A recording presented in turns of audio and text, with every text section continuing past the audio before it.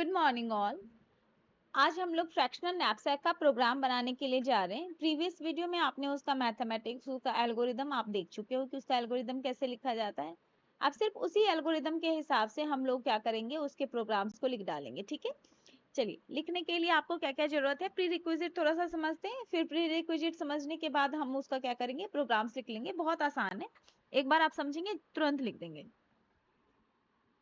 आपको क्या करना है, ध्यान से देखिए, आपको क्या करना है। सबसे पहले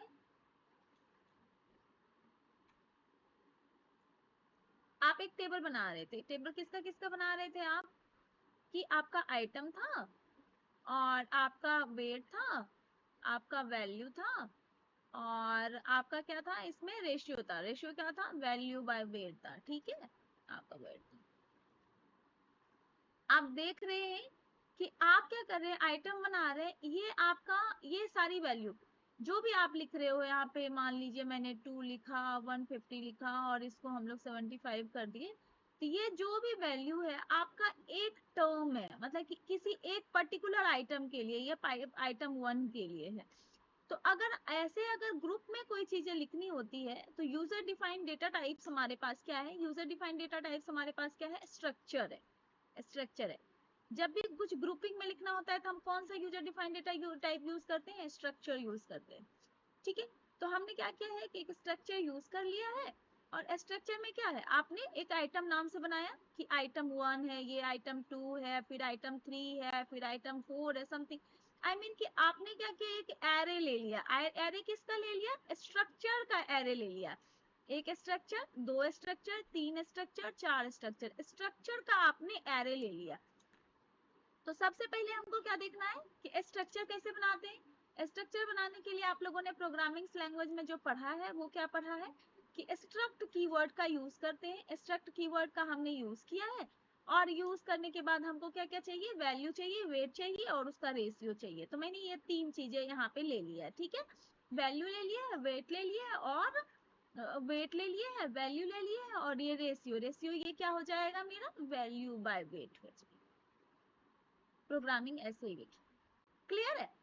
अब आपने ये एक आइटम के लिए बनाया है, किसके लिए बनाया है, एक आइटम के लिए बनाया है। ये वेट, ये वैल्यू और ये मेरा वेट बाय वैल्यू। ऐसे आपको किसके लिए बनाना है, n आइटम्स के लिए बनाना है, तो इसका हमको एरे बनाना पड़ेगा। ठीक है, तो एरे कैसा, ये जो आपने आइटम बनाया है इस आइटम टाइप का आपको एरे बनाना है। तो ठीक है, चलिए हम प्रोग्राम शुरू करते हैं। इंटमैन से हमने इंटमैन लिया, हमने एक क्या किया है, स्ट्रक्चर आइटम टाइप का एक एरे बना लिया है और इस एरे का नाम क्या रख दिया है, इस एरे का नाम रख दिया है आइटम्स। इस एरे का नाम क्या हो गया, आइटम्स। तो ये क्या हो जाएगा, आइटम्स 0, सॉरी आइटम्स 0, ये क्या मेरा है, आइटम्स 1 और ये क्या है मेरा, आइटम्स 2। इस तरीके से बन गया है आइटम्स 3। ऐसे करके हमने m तक बना लिया है कि हमको जो भी जितना भी चाहिए वो आपका यूजर से पूछ लें कि आपको कितना आइटम चाहिए। तो हम यूजर से पूछ लेते हैं कि आपको कितना आइटम चाहिए, उसने बोला n आइटम चाहिए और जितना आइटम आपको चाहिए होगा आपने उसका एक एरे बना लिया है, मैंने उसका एक एरे बना लिया। हर एरे में आपको क्या चाहिए, एक वेट चाहिए, एक वैल्यू चाहिए, एक वैल्यू बाय वेट चाहिए, मतलब 2 इनपुट चाहिए और एक रेशियो आप निकाल दीजिए। हमने क्या किया है, ध्यान से देखें कि हमने वेट एंड वैल्यू को आपने यूजर से पूछ लिया है। ये कब तक पूछना है आपको, सबके लिए चाहिए ना, इसके लिए भी चाहिए, मतलब आइटम 0 1 2 3 4 n तक चाहिए, तो हमने 0 से n तक लूप चलाया, वैल्यू वेट यूजर से पूछ लिया और जब वैल्यू और वेट यूजर दे दिया तो हम उसको क्या किए, उसका रेशियो हमने फाइंड आउट कर लिया। रेशियो फाइंड आउट कर लिया किसका, वैल्यू बाय वेट को हमने फाइंड आउट कर लिया। थोड़ा सा प्रोग्रामेटिकल टर्म्स को थोड़ा ध्यान से समझते हैं तो आपको सारी चीजें क्या होती है, बहुत आसानी से समझ में आती है। मान लीजिए कि ये आइटम 0 था, आई मीन एरे है ना, ये आइटम्स 0 है, ये आइटम्स 1 है। आप देख लीजिए ये आइटम्स 1 है, तो आप 1 है, इसका वेट है मान लीजिए कि 5 है, इसका 100 है, तो इस दोनों का रेशियो क्या हो जाएगा 20 हो जाएगा। ऐसे आपको निकालना। तो ये और ये आपका यूजर है, तो ये किसका है आइटम्स 0 का वेट है। तो आइटम्स आपने जो भी आई है, तो आइटम्स का जो आई है, आइटम्स का जो आई है उसका वेट है। ये आइटम्स के वैल्यू, आइटम्स आई का जो वैल्यू है वो है, और ये रेशियो क्या है आइटम्स आई का रेशियो आपको क्या करना है वैल्यू बाय वेट कर देना। ठीक है, आपने ये काम करके, ये बहुत बेसिक था इसलिए मैंने डायरेक्ट लिख दिया। वैसे ही आपको आइटम्स 1 के लिए, आइटम्स 2 के लिए, 3 के लिए आपको 0 से लेके n तक लूप चला दी है, तो आपको पता है कि लूपिंग में सबकी वैल्यू आपको पुट हो जाएगी। हमने सबकी वैल्यू पुट करना। अब हमको क्या चाहिए था, एक चीज चाहिए आपको नैपसैक कैपेसिटी, तभी तो आप क्वेश्चन बनाओगे। नैपसैक कैपेसिटी भी यूजर से ही लेना है कि आपको कैपेसिटी कितना है, कितने का बैग है आपके पास। तो मैंने नैपसैक कैपेसिटी यूजर से पूछ लिया, कैपेसिटी वेरिएबल में रख दिया। अब जब ये आप बन गया था टेबल, टेबल बनने के बाद आपने क्या किया था सॉर्टिंग किया था, इसको सॉर्ट किया था। सॉर्ट किसको कर रहे हो, इस पूरे टेबल को कर रहे हो, किसके माध्यम से रेशियो के माध्यम से। सॉर्ट करना है आपको क्या पूरे टेबल को, किसके माध्यम से रेशियो के माध्यम से। ये आप लोगों ने बेसिक मैथमेटिक्स इसको आपने देखा है। अब हमको सबसे ज्यादा है कि इसके प्रोग्राम्स को रेशियो के माध्यम से आपको क्या करना है सॉर्ट करना है। अब हमको इसके प्रोग्राम्स थोड़ा लिखने के लिए सोचना पड़ेगा कि हमको कैसे लिखना है। ये अगर हम सॉर्टिंग लिख लिए फिर तो फिर सीधे सीधे एल को लगाते चलेंगे और हम ये काम कर लेंगे। देखिए आपने अभी तक जितने भी प्रोग्राम्स पढ़े हैं उसमें से बहुत सारे आपने सॉर्टिंग एल्गोरिदम्स पढ़े हैं, ठीक है। हम बहुत सारे एल्गोरिदम्स में जैसे मर्ज सॉर्ट, क्विक सॉर्ट, इन सबको भी लगा सकते हैं। मैं बहुत फर्स्ट टाइम बना रही हूँ इसको आपके लिए। तो हम चलिए एक बहुत basic fundamental sorting algorithms use करते हैं। वो यूज कर लेते हैं आपका, मान लीजिए कि बबल सॉर्ट। किसको यूज कर लेते हैं, बबल सॉर्ट यूज कर लेते हैं। बबल सॉर्ट कर लेते हैं। बबल सॉर्ट में आपको क्या करना है, ध्यान से देखिए। आपको किसको सॉर्ट करना है, आपको सॉर्ट करना है एरे ऑफ द आइटम्स को। एरे ऑफ द आइटम्स को, एरे ऑफ द आइटम्स में आपके पास क्या क्या है, आपके पास है एक वेट, एक वैल्यू, और एक है आपका value by weight, I mean की रेशियो, जिसको आपने रेशियो नाम दिया, इसका हमने रेशियो। तो रेशियो रेशियो रेशियो जिसका नाम आपने क्या दिया है, रेशियो नाम दिया, ठीक है। अब आपको क्या करना है, ये तीनों है, आपको ये तीनों क्या है n आइटम्स में है, ऐसे ही है आपके पास, इस तरीके से। अब हमको क्या करना है, तो सबसे पहले आपको ये, इसका नाम आपने क्या रखा था, इस एरे का नाम आपने क्या रखा था, आइटम्स नाम रखा था, ये आइटम्स नाम रखा था। तभी items zero, item 1, item 2, item 3 इस तरीके से है। कहने का मतलब है कि ये है आपका आइटम्स 0 और ये है आपका आइटम्स n-1, आइटम्स n-1, ये है आपका, ठीक है, इस तरीके से। अब आपको क्या करना है, इसको सॉर्ट करना है। तो सॉर्ट किसके माध्यम से करना है, इसके माध्यम से करना है, मतलब वैल्यू बाय वेट के माध्यम से आपको सॉर्ट करना है। तो हम अगर यहाँ से लेके यहाँ तक की सारी चीजों में अगर हम फॉर लूप चला दें, चलिए अगर प्रोग्राम्स को लिखने के लिए बैठे तो हमको क्या करना है, नॉर्मल आप क्या कीजिए, नॉर्मल आपको लिखने के लिए बैठिए। तो आपको क्या है, एक वॉइड लिया, ध्यान से देखिए, वॉइड लिया आपने, यहाँ पे जो पास कराया है, एक आइटम्स पास कराया है, एक n पास कराया है, ठीक है। तो आपने वॉइड लिया sort by ratio, sort by ratio, by ratio, ध्यान से देखते चलिए, रेशियो। और आपको के पास क्या है, रेशियो रेशियो, ये आइटम्स क्या है आपका, ये स्ट्रक्चर आइटम्स, मतलब कि ये आपका एक एरे है, किस तरीके का है, स्ट्रक्चर टाइप का आपके पास एक एरे है। तो यही चीज आपको लेना पड़ेगा। चलिए हम इसको थोड़ा नीचे लिखते हैं ताकि आपको क्लियर होता रहे और मुझे भी लिखने में दिक्कत ना हो। यहाँ से लिखना शुरू करती हूँ मैं इसके प्रोग्राम्स को। नॉर्मल प्रोग्राम्स हमने लिखना शुरू किया, आपने क्या किया है, वॉइड लिया है, सॉर्ट बाय रेशियो लिया है, और आइटम्स लिया था। आइटम्स क्या था, आपका स्ट्रक्चर का एरे था, तो हमने स्ट्रक्चर लिया। और ये किस तरीके का, जो आपने स्ट्रक्चर आइटम बनाया है उस आइटम का आपके पास क्या था, एक एरे था, हमने ये एरे ले लिया है। और आपने n पास कराया है, तो जो भी आपका n आ रहा है वो आपके पास है, ठीक। बबल सॉर्ट यूज करने के लिए कह रही हूँ, तो बबल सॉर्ट कैसे यूज करते हैं हम लोग? पहले हम लोग 0 से लेके n तक लूप चलाते हैं। जो आपने बबल सॉर्ट लिख पढ़ा है अभी तक, नॉर्मल हम बबल सॉर्ट यूज कर,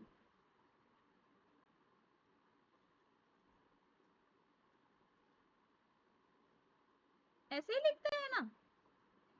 आप बबल सॉर्ट में आप अपने साइड साइड वाले को मतलब सिर्फ चेक करते हैं।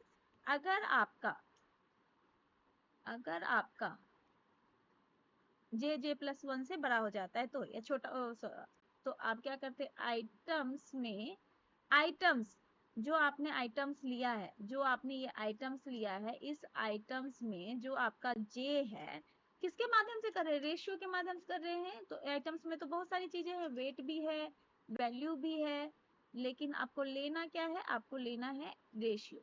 आपको लेना है क्या, रेशियो।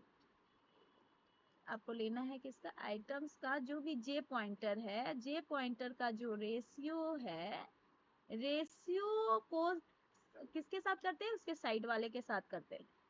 तो आइटम्स में j+1 का जो रेशियो है, उसके साथ हम क्या करेंगे, चेक करेंगे। अगर ये छोटा होता है तो हम लोग क्या करते हैं, स्वैप कर देते हैं। तो स्वैप करने का हम लोग यहाँ पे लॉजिक लिखने के बजाय एक फंक्शन बना देते हैं।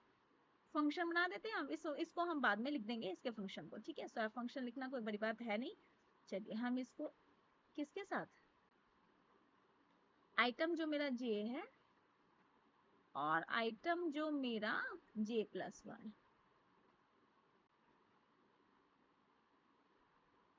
स्वैपिंग जब भी करें एड्रेस के माध्यम से करें, ताकि पूरा कंटेंट हमेशा लूपिंग के बाहर भी आपका वो काम करता जाए। हमने इसको इस तरीके से स्वैप कर दिया है, ठीक है। स्वैप कर दिया है, तो अब चलिए ये बस इतना ही तो मेरा ये था, ये मेरा सॉर्टिंग एल्गोरिदम था कि आपने क्या किया, पूरे टेबल को उठाया, पूरे टेबल को उठाया, टेबल में से रेशियो के हिसाब से आपने चेक किया और सारे आइटम्स को आपने क्या किया, स्वैप कर दिया।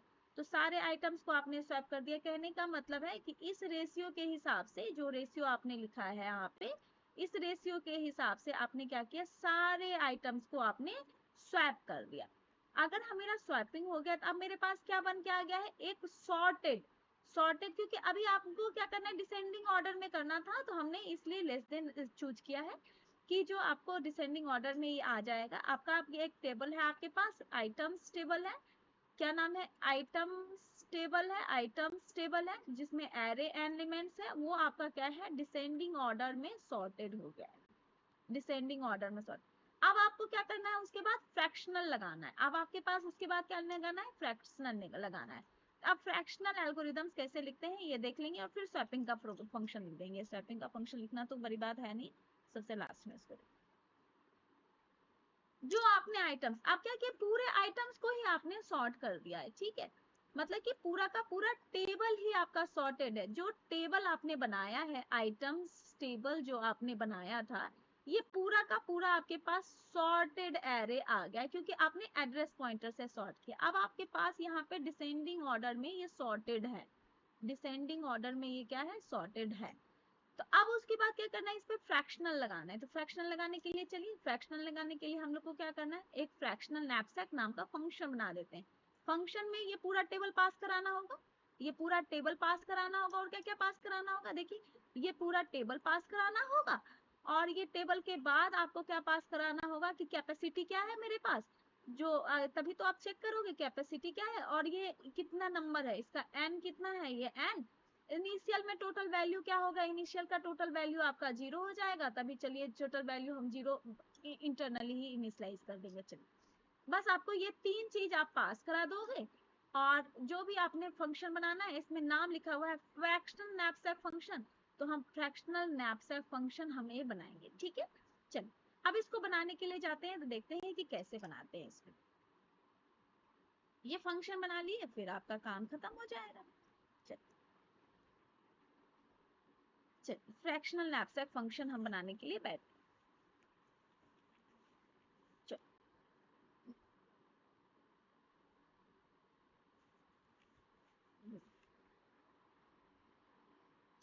Fractional knapsack function, fractional knapsack आपने क्या लिया था, फ्रैक्शनल नैपसैक। आपको वैल्यू रिटर्न कराना है तो वैल्यू किस तरीके का होगा, फ्लोट तरीके का भी हो सकता है। तो चलिए फ्लोट रिटर्न करा लिया, नैपसैक नाम से ले लिया। इसके अंदर हमने पास कराया था आइटम्स टेबल। आइटम्स टेबल किस तरीके का था, स्ट्रक्चर टाइप का था। तो स्ट्रक्चर टाइप का आइटम्स था। आइटम्स टेबल ले लिया मैंने, आइटम्स टेबल को ले लिया मैंने। और लेने के बाद आपको क्या कहते हैं, कैपेसिटी पास कराया था और एन पास कराया था। हमने एन पास करा लिया और इसमें हमने क्या पास करा लिया, कैपेसिटी पास करा लिया। कैपेसिटी पास, एक मिनट, कैपेसिटी तो कैसा भी हो सकता है, तो आप प्लीज कैपेसिटी को फ्लोट में लें, फ्लोट में आप ले लें कैपेसिटी। जो वहां पे जिस तरीके से डिफाइन करोगे वैसे ही लेना है। मैंने फ्लोट में डिफाइन किया हुआ है, तुमने फ्लोट में करना है। ठीक है, हमने पास करा। आप प्रोग्राम्स को लिखना शुरू करो। जब प्रोग्राम्स को लिखने के लिए जाएंगे तो सबसे पहले हमको क्या करते थे, एल्गो को आप देखिए, एल्गो में आप क्या करते थे, वेट को घटाते थे, वैल्यू को बढ़ाते थे। तो सबसे इनिशियल में आपने टोटल वैल्यू को आपने क्या किया था, 0 आपने मान लिया है। ठीक है, हम भी क्या करते हैं, फ्लोट टोटल वैल्यू इनिशियल में आपने, यही आपने एल्गोरिथम लिखा है, टोटल वैल्यू को हमने क्या कर लिया, 0 मान, 0 मान। और अभी कैपेसिटी तो फुल था, लेकिन आपकी कैपेसिटी बार बार क्या होगी, जैसे जिस जिस आइटम को सिलेक्ट करेंगे वो आइटम आपका चेंज करते हैं। तो कैपेसिटी डायरेक्टली चेंज करने से बेटर है कि आप कैपेसिटी को क्या करें, किसी दूसरे वेरिएबल में स्टोर कर लें और फिर उसको आप चेंज करते जाए। ठीक है, अब आपको क्या करना है, कैपेसिटी को लेते जाइए। आपने क्या किया, float remaining capacity, remaining capacity, capacity में आप कैपेसिटी को पहले डाल लीजिए। धीरे धीरे आप इसको चेंज करेंगे तो आपका चेंज होता जाएगा। तो फिर आपको प्रोग्राम्स ऐसे ही लिखना है। ठीक है, रिमेनिंग कैपेसिटी कहां से कहां तक, ये आपका जो आपका आइटम्स टेबल था, आइटम्स टेबल को आपको क्या करना है, शुरू जो डिसेंडिंग ऑर्डर में है, 1 से लेके आपको n तक जाना है, आई मीन 0 से लेके n तक जाना है। तो लूप चला दीजिए, जाने के लिए क्या करते हैं, लूप चला देते हैं। तो हमने क्या किया, 0 से लेके कहां तक चले, n तक चले, और एक एक ही बढ़ाते हुए जाना है, हम एक एक बढ़ाते जाएंगे। और जैसे जैसे बढ़ाते जाएंगे उस आइटम्स का क्या करेंगे, वेट हम घटाते जाएंगे, और वैल्यू क्या करेंगे, जिस जिस आइटम को सिलेक्ट करते जाएंगे उसको हम लोग बढ़ाते हुए जाएंगे। यही काम करना है आपको। चलिए हम लोग यही काम करते जाते हैं। आप वैल्यू को क्या कहते हैं, टोटल वैल्यू अभी शुरू में आपका क्या था, 0 था, और टोटल वैल्यू अब आप जो जो आइटम सेलेक्ट करते जाएंगे उस आइटम का वैल्यू आप इसमें ऐड करते जाएंगे। जो आइटम्स आपने सेलेक्ट किया है उस आइटम्स का जो वैल्यू है उस वैल्यू को आप इसमें ऐड करते जाइए। वेट में आप क्या कर रहे हैं, वेट आप किस में रख रहे हैं, कैपेसिटी, रिमेनिंग कैपेसिटी में रख रहे हैं। तो रिमेनिंग कैपेसिटी आप यहाँ पे रखिए, रिमेनिंग कैपेसिटी, रिमेनिंग कैपेसिटी। आप जानते हैं कि ये सब केस सेंसिटिव होता है, तो आप इसको जो जिस तरीके से लिखे हैं वैसे ही लिखें।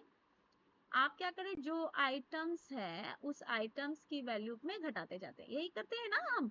ये हम लोगों ने क्या किया, इसका जो वेट, क्योंकि हम टेबल में वेट लिखे हैं तो हम यहाँ पे इसके वेट को ले लेते हैं, हमने ले लिया। ठीक है, और ये कब तक करते हैं, जब तक कि आपका टोटल टोटल नहीं हो जाता है। जैसे ही आप फ्रैक्शनल पे आते हो, जैसे भी आप क्या करते हो, फ्रैक्शनल पे आते हो, तो फ्रैक्शनल और ये कैसे सिलेक्ट करेंगे, तो आपको एक इफ कंडीशन लगाना पड़ेगा। अगर इफ कंडीशन, इफ कंडीशन कैसा होना चाहिए कि अगर जो आइटम्स का वेट है, आइटम्स का जिस आई पे है, अगर जिस आइटम्स का जो वेट है, अगर वो वेट आपका रिमेनिंग कैपेसिटी से कम रहता है या इक्वल टू रहता है, रिमेनिंग कैपेसिटी से कम रहता है या इक्वल टू रहता है, तब तो आपको ये काम करना है। और जैसे ही आपका ये कंडीशन सेटिस्फाइड नहीं होता है तब आपको क्या लगा देना है, फ्रैक्शनल लगा देना है। तो अगर जैसे ही आपका ये कंडीशन सेटिस्फाइड नहीं होता है तो टोटल वैल्यू हमको क्या करते थे, रेशियो के साथ आपको मल्टीप्लाई कर देते थे जो रिमेनिंग रहता था उसको। हमने क्या किया, टोटल वैल्यू में, टोटल वैल्यू में आप क्या करते थे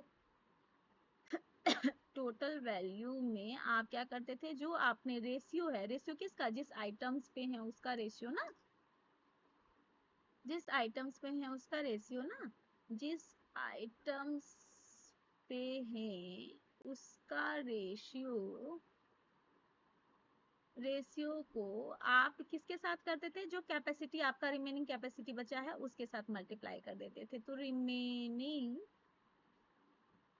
कैपेसिटी के साथ आप क्या करते थे, मल्टीप्लाई कर देते थे। और फिर जैसे ही मल्टीप्लाई कर देते थे, ये सारी चीजें अगर निकल के आ गई है तो आप रिटर्न क्या कर रहे हो, टोटल वैल्यू को रिटर्न कर दे रहे हो, ठीक है। और जब ये हो जाए तो आप यहाँ से ब्रेक करके प्लीज निकल जाएं, क्योंकि लास्ट पोर्शन पे है तभी आप ये काम कर रहे हैं। और हम लोग क्या कर रहे हैं, रिटर्न कर देते हैं किसको, टोटल वैल्यू को, टोटल वैल्यू को हमने रिटर्न कर। आई होप कि आपको ये चीजें समझ में आ रही होगी कि मैं क्या लिख रही हूँ। टोटल वैल्यू को हमने रिटर्न कर दिया, जैसे ही आपने रिटर्न किया और अब आप इसको बंद कर लीजिए, हमने इसको बंद कर दिया, ये मेरा फंक्शन बन के तैयार हो गया। अब आप देख रहे हैं कि फ्रैक्शनल नैपसैक बन गया। अब आपके पास एक फंक्शन, आपने स्वैप फंक्शन यूज किया है, तो स्वैप फंक्शन आपने जो यूज किया है आप देख लीजिए कि आपको वो भी बनाना पड़ेगा। तो बनाने के लिए आप देखिए कि यहाँ पे आपने क्या किया, स्वैप में आइटम्स टाइप का स्ट्रक्चर, आइटम्स टाइप का स्ट्रक्चर, ये आइटम है, आइटम्स टाइप का स्ट्रक्चर आपने यूज किया है। और उस यूज में आपको क्या करना है, आपने एड्रेस पास किया है, तो एड्रेस को कैच करने के लिए क्या यूज करते हैं, इसी में पॉइंटर्स यूज करते हैं। तो हम एड्रेस को कैच करने के लिए क्या यूज कर रहे हैं, पॉइंटर्स यूज कर रहे हैं। तो आप क्या कीजिए, डायरेक्टली आपको क्या करना पड़ेगा कि आप भी यहाँ पे क्या करिए, पॉइंटर्स को यूज कर लीजिए। पॉइंटर्स यूज करने के लिए आपने को नॉर्मल स्वैपिंग करना है, तो मैंने स्वैप फंक्शन यूज किया है। और स्वैप फंक्शन के बाद आपको क्या करना है कि जो हमने, ये मेरा कैसा है, ये मेरा स्ट्रक्चर टाइप का है, तो स्ट्रक्चर आपने क्या लिया था, आइटम लिया है, आइटम ले लिया आपने, कोई भी एक पॉइंटर ले लीजिए, पॉइंटर ए ले लीजिए। फिर आपने स्ट्रक्चर लिया, आइटम लिया, और आइटम में पॉइंटर आपने क्या किया, बी ले लिया। अब नॉर्मली स्ट्रक्चर को चेंज करना चाहते हैं, तो स्ट्रक्चर टाइप का ही एक टेम्परेचर वेरिएबल हमने ले लिया, हमने इसको हमने क्या कर दिया, एक टेम्प ले लिया। टेम्प में जो वैल्यू है, आपको टेम्प में जो वैल्यू है वो मैंने ए की वैल्यू को डाला, और ए में आपने क्या डाला, बी की वैल्यू को डाला, बी की वैल्यू को डाला, और बी में आपने क्या कर दिया, टेम्प की वैल्यू को डाली। एक मिनट, टेम्प तो पॉइंटर्स नहीं है ना, ठीक है। आपने इसको क्या डाला, इसमें आपने इसको डाला, ठीक है, ये स्ट्रक्चर पॉइंटर था तो इसमें मैंने पॉइंटर को डाला, और ठीक है, डन।